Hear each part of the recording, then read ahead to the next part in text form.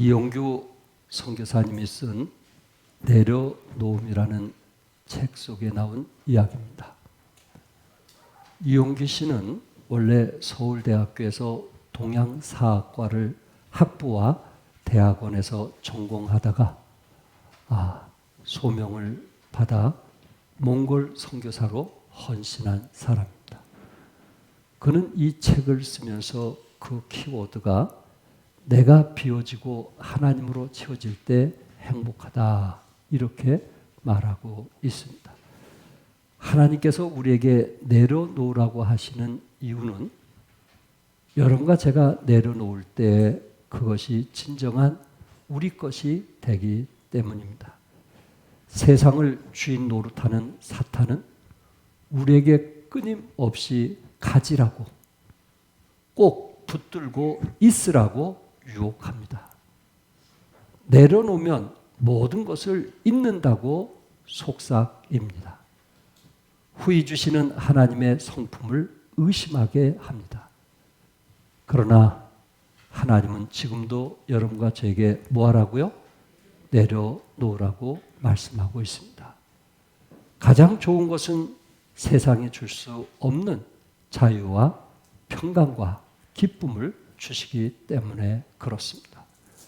사랑하는 여러분들 가운데 가끔 행복하기 위해서 예수님을 사랑하는 분들도 없지 않아 있을 것입니다. 행복이 주인이 되는 것처럼 말입니다. 행복을 위해 하나님을 찾는 경우도 있을 것입니다. 이때 행복은 우리의 하나님이 되고 하나님은 우리가 행복할 수 있게 해주는 도구로 취급되는 것입니다. 결국 행복해지려는 열망을 하나님께 내려놓지 않고는 행복할 수 없다는 것입니다. 내려놓음 책자 속에서 결과를 예상하는 경험, 여러분과 제가 어떤 일을 할 때 결과를 예상하는 경우들이 있죠. 결과를 예상하는 경험과 지식까지도 내려놓지 않으면 하나님이 함께할 수도 없고 채워줄 수도 없다. 이렇게 말하고 있습니다. 진정한 하나님과의 교제나 소통은 내 마음을 내려놓을 때, 내 마음을 비울 때 하나님과 바른 교제, 바른 대화, 바른 소통을 할 수 있습니다. 이 시간에 그렇다면 하나님과의 커뮤니케이션에서 첫째, 이 커뮤니케이션을 우리는 교제, 소통, 대화라고도 말할 수 있는데 그렇다면 교제라는 것이 무엇이냐? 교제라는 것을 영어 사전에서는 의사소통하며 친교한다고 했고요. 국어 사전에서는 서로 사귐, 어떤 목적을 달성하기 위한 사교라 이렇게 말하고 있습니다. 특별히 영어로 이제 일반적인 친교라는 단어에서 의사소통이라는 단어를 쓰고 있지만은 교회적이며 신학적인 의미에 보면은 이 교제는 거룩한 교제, 또한 거룩한 사귐이라는 의미에서 사용되고 있습니다. 오늘 본문 너희를 불러 그의 아들 예수 그리스도 우리 주와 더불어 교제케 하시는 하나님은 미쁘시도다, 믿음직스럽다, 교제케 하시는 하나님. 우리 주와 더불어 교제케 하신 하나님. 헬라어 원에서 쓴 걸 보면 그의 아들 우리 주 예수 그리스도의 코이노니아로 우리를 부르셨다. 코이노니아. 초대교회 시대에 떡을 떼고 교제할 때를 코이노니아라고 하는데 그의 아들 우리 주 예수 그리스도의 코이노니아로 우리를 부르셨다. 여러분과 저를 부르신 것은 교제하기 위해서 부르셨다. 이렇게 말하고 있습니다. 그뿐만 아니라 성도들이 서로 함께 동일한 예수 그리스도를 공유한다는 의미에서 코이노니아라는 단어를 썼습니다. 그러니까 예수 믿고 구원받은 모든 사람들 안에 그리스도와 함께 공유하게 되고 그 안에서 주님과 교제하게 될 때 진정한 소통이 이루어질 수 있다라는 말입니다. 여러분과 제가 하나님과 소통할 수 있는 이유가 무엇일까요? 그것은 여러분과 제가 구원받았고 또한 거듭났고 또한 새 생명을 얻었고 중생한 영적인 하나님의 자녀가 되었기 때문에 하나님과 교제할 수 있습니다. 그렇다면 교제라는 것은 무엇이냐? 성도들의 관계에서 그리스도의 중심으로 사랑과 선행을 격려하는 삶, 또는 하나님의 영광을 위하여 그리스도인이 함께 모여 모든 것을 함께 나누는 것, 이렇게 말씀드릴 수 있습니다. 주님과 공유하기 위해서 주님과의 인격적인 교제, 코이노니아가 필요합니다. 우리가 그리스도 안에 살면서 하나님과 이런 진정한 코이노니아를 어떻게 할 수 있는가? 두 번째, 하나님과 교제를 위해서는 두 날개가 필요합니다. 이 두 날개를 여러분들이 사모하기 위해서 우선순위로 여러분과 저는 바울과 같은 마음을 가져야 합니다. 바울은 빌립보서 3장 10절에 내가 그리스도와 그 부활의 권능과 그 고난의 참념을 알고자 하여 그의 죽으심을 본받아라고 말씀하고 있습니다. 사도 바울은 어떤 마음이었어요? 그리스도를 알기 원했고 부활의 권능을 알기 원했고 고난의 참념을 알기 원했다라는 말입니다. 사도 바울이 열망했던 단어, 그게 뭐예요? 알기를 원했다. 사도 바울은 신앙생활하면서 하나님을 알기를 원했다라는 말입니다. 그러니까 우리는 진정한 하나님과 소통을 위해서 여러분과 저에게 전제해야 될 부분이 있는데 그것이 뭐냐면은 하나님을 알기 원하는 사모가 있어요. 누구보다도 내가 하나님을 알기 원하고 하나님과 가까이 가기를 원하는 그 마음이 결국은 하나님과 진정한 소통, 대화, 교제가 이루어질 수 있다라는 말입니다. 그러니까 하나님과 알기를 원치 않는 사람에게는 소통과 대화가 있을 수 없고요. 알기를 원하는 사람을 통해서 이 소통과 대화가 이루어진다라는 말입니다. 어떻습니까? 손주들 키우다 보면은 손주들에게 전화 올 때 우리 할아버지 할머니들 행복하시죠? 그 손주들이 할아버지를 알기 원할 때 우리 할아버지 할머니들이 얼마나 행복할까? 그런데 어떤 손주들은 할아버지 할머니를 알기를 원치 않는 경우들이 있습니다. 그럴 때 참 서운할 때가 있을 거예요.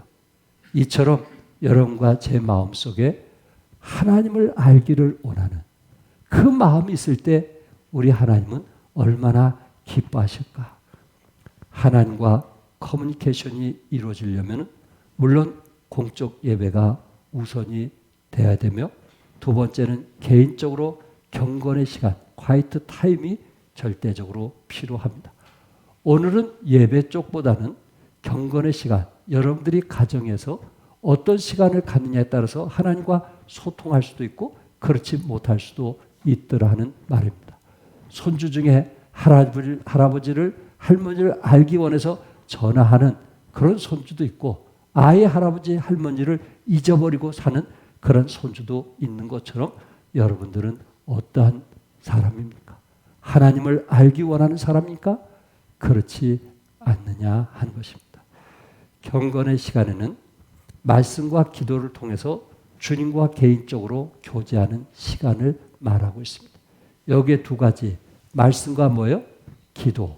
이 두 가지가 포함되어야 되는데 경건의 시간을 통해서 마음의 깊은 상처를 치료받게 되고 또한 고난 중에 주님의 위로와 격려를 받게 되고 또한 경건의 시간을 통해서 풍성한 삶, 열매 내는 삶을 살 수 있습니다.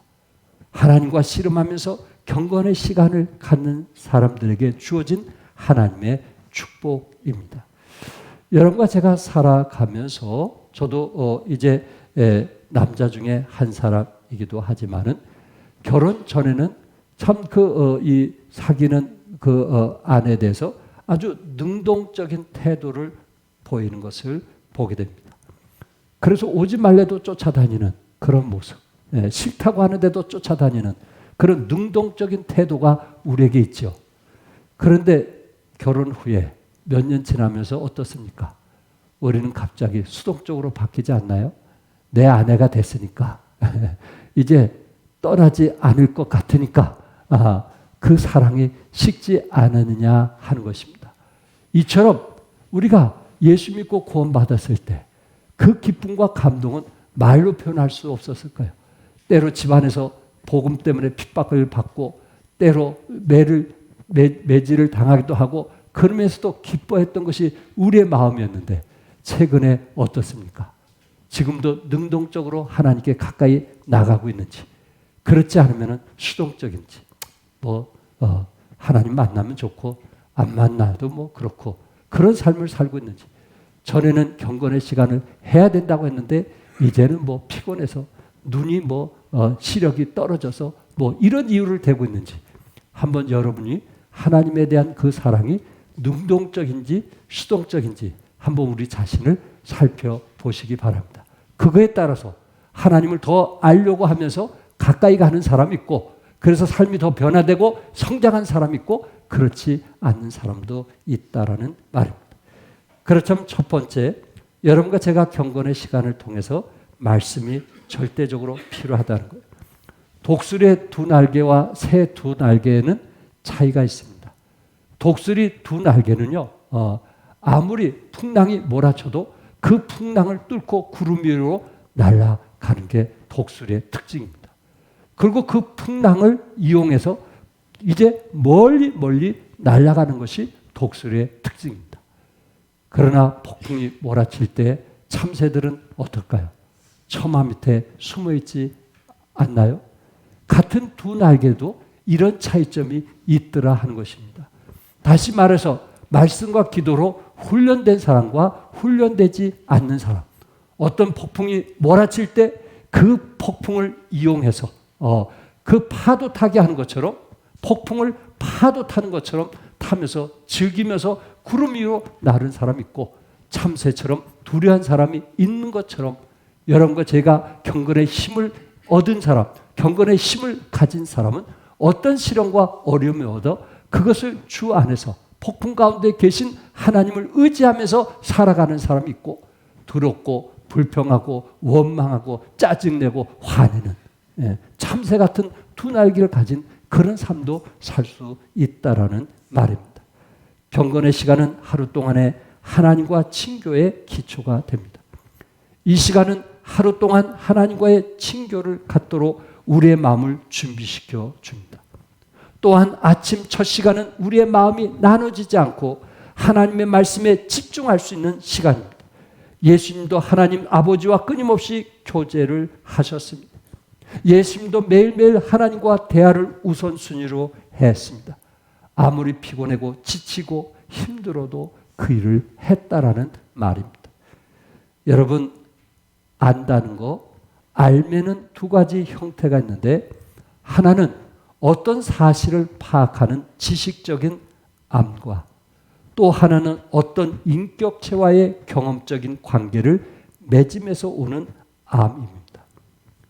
이와 같이 하나님을 아는 것도 하나님께 대한 지식적인 암, 말은 잘하는데 지식적인 암, 이런 사람이 있고요. 또한 어떤 사람들은 하나님께 대한 인격적인 암, 주님을 인격적으로 알면서 참 그 눈가에 눈물이 고이게 되고 은혜라는 그 찬송을 들을 때마다 마음에 감동과 울림이 있는, 왜? 주님을 인격적으로 만나고 있기 때문에 그렇습니다. 예를 들어 하나님은 선하시다는 사실을 지식적으로 아는 것과 또한 인격적인 경험을 통해서 하나님의 선하심을 맛보아 아는 것과는 다르다라는 말입니다. 여러분은 어떻습니까? 하나님을 인격적으로 알고 계십니까? 지식적으로 알고 있습니까? 하나님은 지금도 말씀을 통하여 우리에게 말씀하고 있습니다. 매주 하나님이 쓰시는 여러분과 저를 통해서 말씀하고 계시고 또한 경건의 시간을 통해서 말씀하고 계십니다. 말씀을 가까이 하니까 거기에 깨달음이 있고 변화가 있는 것입니다. 무디는 성경은 당신이 죄를 멀리하게 하고 죄는 당신으로 하여금 성경을 멀리하게 한다, 이렇게 말했어요. 헬스라는 분은 성경은 인류 역사상 모든 사상과 정치가들과 군왕들과 군대가 행한 업적을 합친 것보다 더 큰 영향을 인류에게 주었다, 이렇게 말하고 있습니다. 저는 무엇보다도 하나님 말씀이 가치가 있는 이유가 무엇일까? 하나님 말씀의 위대한 것이 무엇일까? 여러분과 제가 아침에 말씀을 읽고 하루를 시작했을 때 주는 영향력이 무엇일까? 하나님의 말씀은 성령의 감동으로 기록된 말씀이기 때문에 누가 읽든 그 말씀에 감동이 있다는 거예요. 뭐가 있다고요? 감동이 있어요. 그래서 말씀 안에서 눈물이 있고 기도가 있는 것입니다. 여러분, 말씀의 가치는요, 몇 가지 말씀을 드린다면 우리에게 새 생명을 주기 때문에 그렇습니다. 살리는 것은 영이니 육은 무익하니라. 내가 너에게 이른 말이 영이요 생명이라. 예수님께서 우리에게 주신 그 이른 말씀은 영이요 생명이라 했어요. 말씀을 통해서 우리는 새 생명을 얻습니다. 말씀을 통해서 우리는 영적인 양식을 얻습니다.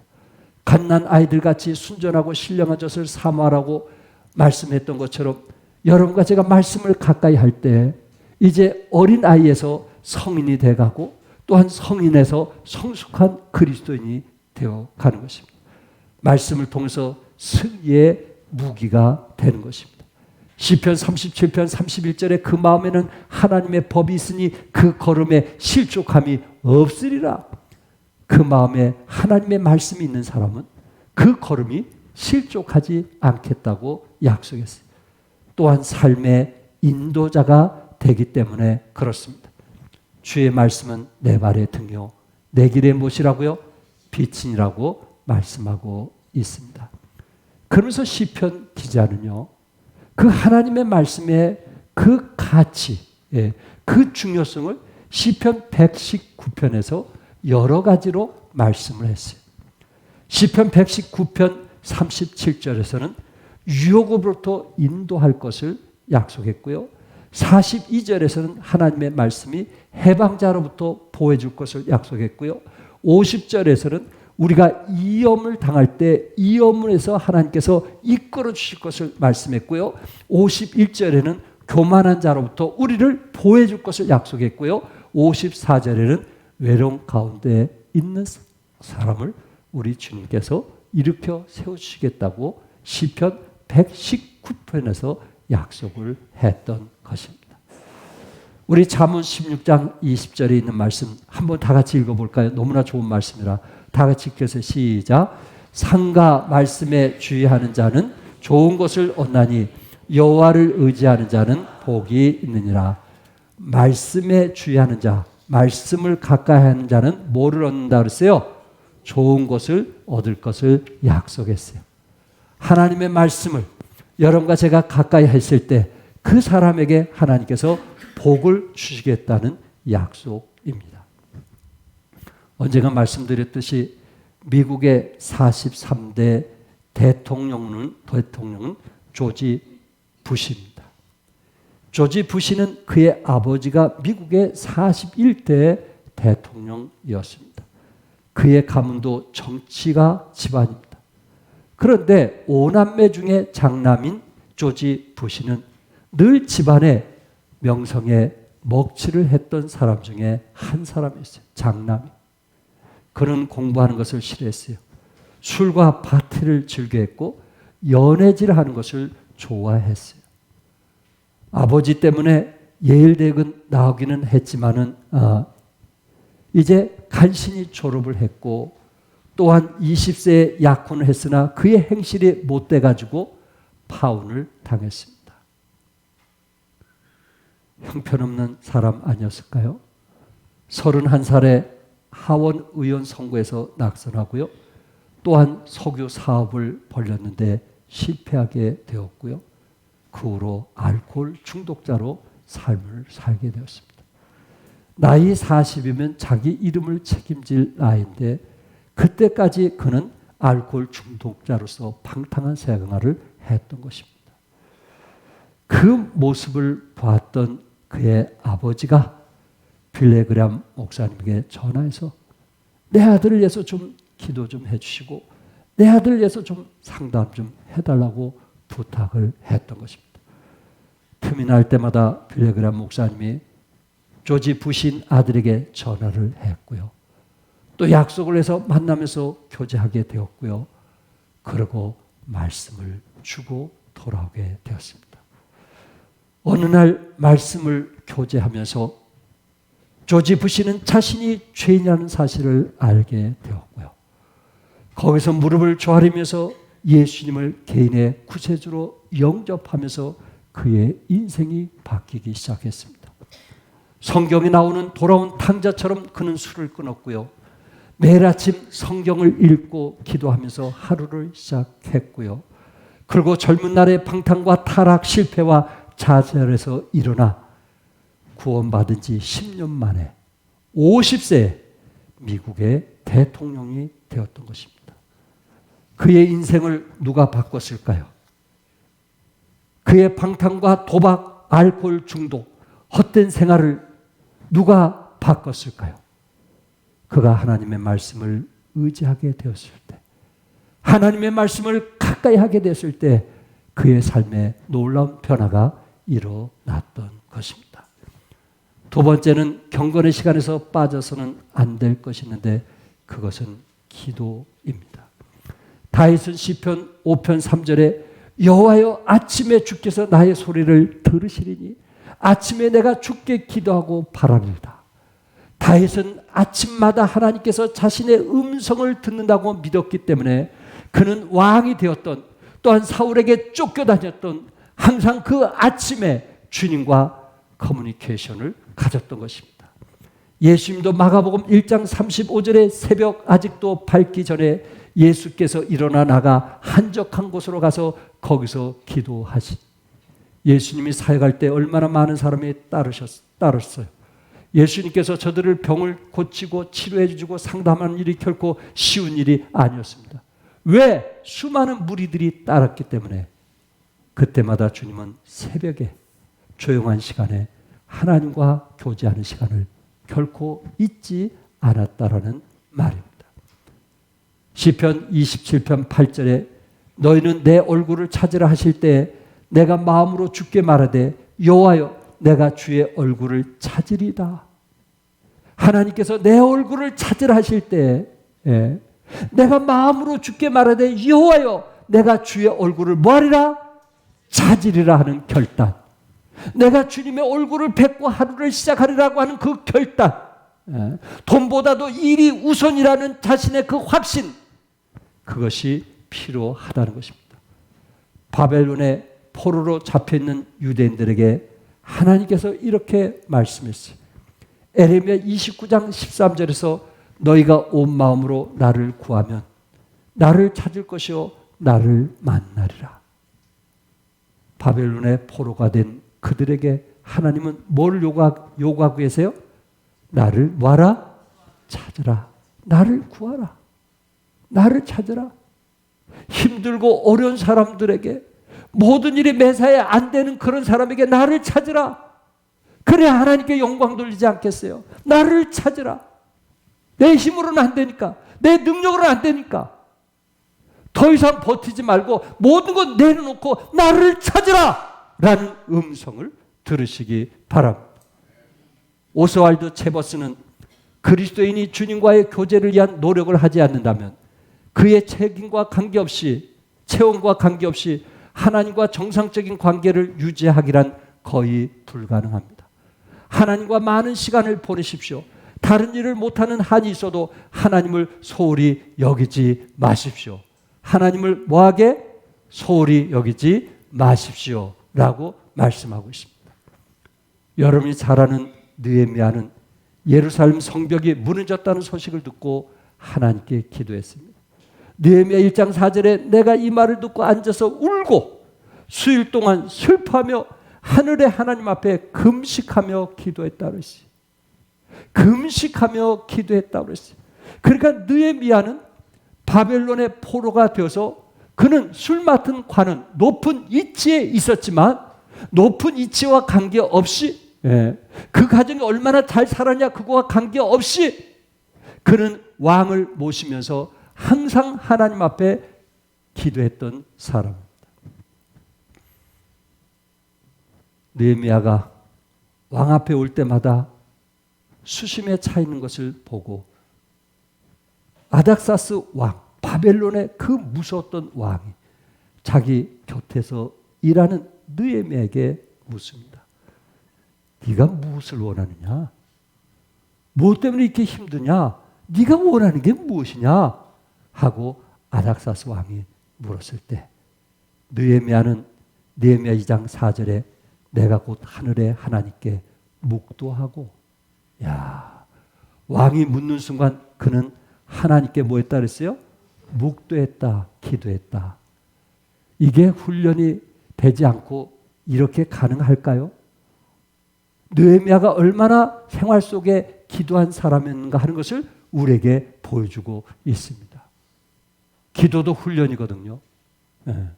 습관적으로 한 사람과 하지 않는 사람과는 이런 위기 때에 차이가 나는 거예요.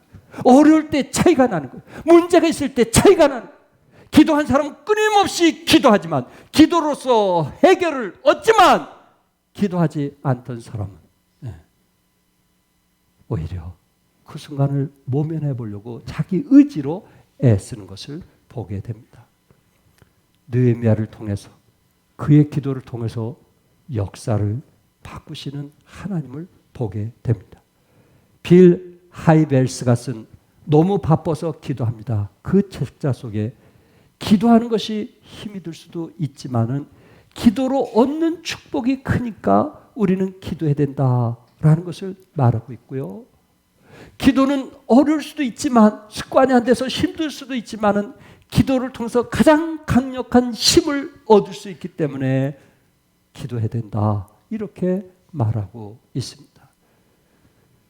고도는 영국에서 태어난 사람입니다. 영국 울리치에서 태어난 사람인데 영국 육군 사관학교를 졸업한 후에 많은 전쟁에 참여했던 사람 중에 한 사람입니다. 이가 수단 총독으로 임명받아 수단 나라의 반란 토민을 토벌하고 준비하고 있을 때였습니다. 병사들은 매일 1시간 동안 그의 텐트 밖에 손수건이 걸려 있는 것을 볼 수 있었습니다. 그들은 모두 이 표시가 무엇을 말하고 있는지 알았습니다. 그 1시간 동안에는 생사가 걸린 전원이라도 텐트 안으로 갖고 가지 못했습니다. 손수건이 치워진 후에야 면담이 가능했습니다. 이처럼 고드는 그리스도와 친밀한 교제를 나누며 살았던 것입니다. 월남 전쟁에서도 이런 사람이 있다는 얘기를 제가 들었습니다. 전쟁 앞에서도 하나님과 그 교제 시간은 어느 때보다도 우선순위로 했다라는 말입니다. 우리 주님은 너희가 내 이름으로 무엇이든지 구하면 시행하리라. 너희가 내 이름으로 무엇이든지 구하면 뭐하리라? 시행하리라. 구하라 그리하면 너희에게 주실 것이라. 사도 바울은 사랑하는 디모데에게, 젊은 디모데에게 이 젊은이가 과연 목회할 수 있을까라고 하는 걱정과 우려 속에 주신 말씀이 있는데 디모데전서 4장 5절에 하나님의 말씀과 기도로 거룩하여 짐이라. 하나님의 말씀과 기도로 뭐해짐이라? 거룩하여 짐이라. 말씀과 기도로 젊은이가 목회를 감당하기를 원했던 것입니다.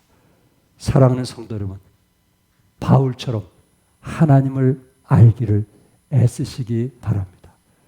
간절한 마음이 있기를 바랍니다. 그런 사람은 새벽을 깨우게 될 것이고 또한 말씀과 기도로서 하루를 시작하게 될 것입니다. 끝으로 하나님과 교제하기 위하여 온종일 대화 시간이 필요합니다. 아침 시간은 하나님과 대화하는 데 기초를 놓아줍니다. 하나님과의 교제는 아침으로써 끝나서는 안 됩니다. 하루 종일 자신을 하나님께 드리며 하나님을 의지하는 가운데 하나님을 기쁘게 하는 삶을 살겠다는 마음이 중요합니다. 다윗은 아침마다 하나님께 기도하고 바라는 시간을 가졌습니다. 뿐만 아니라 그는 시편 25편 5절에 주는 내 구원의 하나님이시니 내가 종일 주를 바라나이다. 종일 주를 뭐 한다고요? 바라나이다. 아침에 기도할 뿐만 아니라 그는 종일 일을 보면서 전쟁에 나가면서 주를 바라보며 살았다고 성경은 말씀하고 있습니다. 에녹은 히브리서 11장 5절에 믿음으로 에녹은 죽음을 보지 않고 옮겨졌으니 하나님이 그를 옮기셨으므로 다시 보이지 아니하였느니라. 그는 옮겨지기 전에 하나님을 기쁘시게 하는 자라 하는 증거를 받았니라. 하나님을 기쁘시게 하는 증거를 받았어요. 에녹은 몇 년 동안 하나님과 동행했어요? 300년 동안 하나님과 동행했어요. 그는 300년 동안, 하루가 아닌 300년 동안 하나님과 동행했어요. 그만큼 하나님과 교제했다라는 말입니다. 운전 중에 여러분 급브레이크를 밟을 때가 있죠? 그럴 때 어떤 말이 먼저 튀어나와요? 욕이 나와요? 주님 감사합니다. 이 사람이 온종일 하나님과 교제하면서 사는 것입니다. 창문 열고 욕하는 것보다 주님 부딪히지 않게 해줘서 뭐합니다? 감사합니다. 이게 온종일 주님과 교제하는 삶이에요. 내 아내에게 어떤 위기 속에서 그 문제가 해결됐다는 얘기를 들었을 때 하나님 감사합니다. 하나님 감사합니다. 이것이 온종일 하나님과 교제하는 시간이라는 말입니다. 아무리 믿음 좋은 사람이라도 이런 믿음을 어떻게 따라갈 수가 있겠어요? 제리 브리치가 쓴 진정한 교제에서 거기서 매튜 헨리, 성경 66권을 주석한 매튜 헨리 그 목사님에 대한 얘기가 나옵니다. 이분이 이렇게 말했어요. 하나님과 동행한다는 것은 우리 앞에 항상 하나님을 모시며 항상 하나님의 눈앞에 있는 자로서 행동하는 것입니다. 그것은 하나님과의 친교의 삶입니다. 그것은 우리의 모든 행동에서 하나님의 말씀을 법으로 하나님의 영광을 목적으로 삼은 것입니다. 라는 이야기를 했습니다. 그렇구나. 이제 우리는 종일 하나님과 교제하는 법을 배워가야 합니다. 이것이 진정한 하나님과의 커뮤니케이션이 이루어지기 때문에 그렇습니다. 이사야와 다윗은 밤중에도 하나님과 교제를 했습니다. 이사야 26장 9절에 개역 한글에서 밤에 내 영혼이 주를 사모하였은즉 내 중심이 주를 간절히 구하오니, 새 번역에 보니까 잠자리에 들어서도 주님만 기억했다고 했습니다. 여러분과 저도 아침에 일어나서 기도하시고 밤에 침대에 누워서 주무실 때 잠시 무릎을 조아리시고 하루를 지켜주신 하나님께 감사할 수 있기를 바랍니다. 그리고 중간중간 정말 하나님께서 보여주신 그런 산 경험이 있다면 그때마다 주여 뭐합니다? 감사합니다. 주여 뭐합니다? 감사합니다. 혹시 졸다가 급브레이크를 밟았는데 1mm 사이로 부딪히지 않았으면 주여 뭐합니다? 아유 오늘 재수가 좋았네. 그건 세상 사람들이 하는 얘기예요. 세상 사람들이 하는 얘기예요. 우리는 그 사람들을 따라갈 게 아니에요.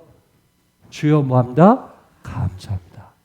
그것이 온종일 주님과 교제하면서 살아가는 방법입니다. 끝으로 마크와 패티 버클러가 공저한 하나님과 대화라는 책에서 하박국 선지자가 어떻게 하나님과 대화를 나눴는지. 하박국 하면 여러분 잘 아시죠? 1장에서는 하나님을 뭐 했던 사람이에요? 원망하고 불평했던 사람 아니에요? 2장에서는 결국 의인은 무엇으로 말미암아 살리라? 믿음으로 말미암아 살리라고 고백한 사람이 하박국 선지자잖아요. 자, 이 말씀 3절까지인데 좀 길지만 같이 한번 크게 읽겠어요. 시작. 내가 내 파수하는 곳에 서며 성루에 서리라. 그가 내게 무엇이라 말씀하실는지 기다리고 바라보며 나의 질문에 대하여 어떻게 대답하실는지 보리라 하였더니 여호와께서 내게 대답하여 이르시되 너는 이 묵시를 기록하여 판에 명백히 새기되 달려가면서도 읽을 수 있게 하라. 이 묵시는 정한 때가 있나니 그 종말이 속히 이르겠고 결코 거짓되지 아니하리라. 비록 더딜지라도 기다리라. 지체되지 않고 반드시 야, 여기 하나님의 음성을 듣기 위해서요. 하박국은 1절에 뭐냐면 내가 내 파수하는 곳에 서며 성루에 서리라. 조용한 곳을 찾았다는 거예요. 조용한 거. 아무도 터치받지 않는 조용한 거. 예, 서재실이라든지 조용한 것을 일단 찾은 거예요. 거기에는 전화 벨소리도 들리지 않는 아이들이 가까이 하진 조용한 거. 그리고 두 번째가 뭐예요? 1절에 내가 내 파수하는 곳에 섰다라고 했어요. 예. 선포되는 말씀에 초점을 맞춘 거예요.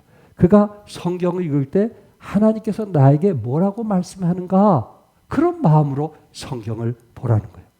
세 번째에 보면은 그가 내게 무엇이라고 말씀하는지 기다리고 바라보며 하나님께서 나에게 뭐라고 말씀하는지 기다리고 뭐 했다는 거예요? 바라보았다는 거예요. 주의 음성에 초점을 맞췄다는 거예요. 네 번째 중요한 거예요. 네 번째. 2절에 뭐라 했어요? 너는 이 묵시를 뭐하여? 기록하여. 여기에 잘하시는 분들이 있어요. 하나님의 말씀을 읽고 그것을 기록하는 거예요. 이 묵시를 기록하여 판에 명백히 새기되 달려가면서 읽을 수 있게 하라. 하나님께서 그날 주신 말씀을 내 마음에 새기기 위해서 기록하는 거예요. 그러면 읽는 것과 기록하는 것은 다른 거거든요. 기록하면 그것이 이 뇌에 읊조리게 돼요. 되새김질하게 돼요. 그 말씀 주신 말씀을 어느 때는 다른 사람에게 전하면서 하나님께서 오늘 이런 말씀 주셨어 라고 자랑하기도 해요. 그게 종일 하나님과 교제하는 방법이에요. 저희들이 이번에 효도관광 은혜 가운데 잘 다녀왔습니다.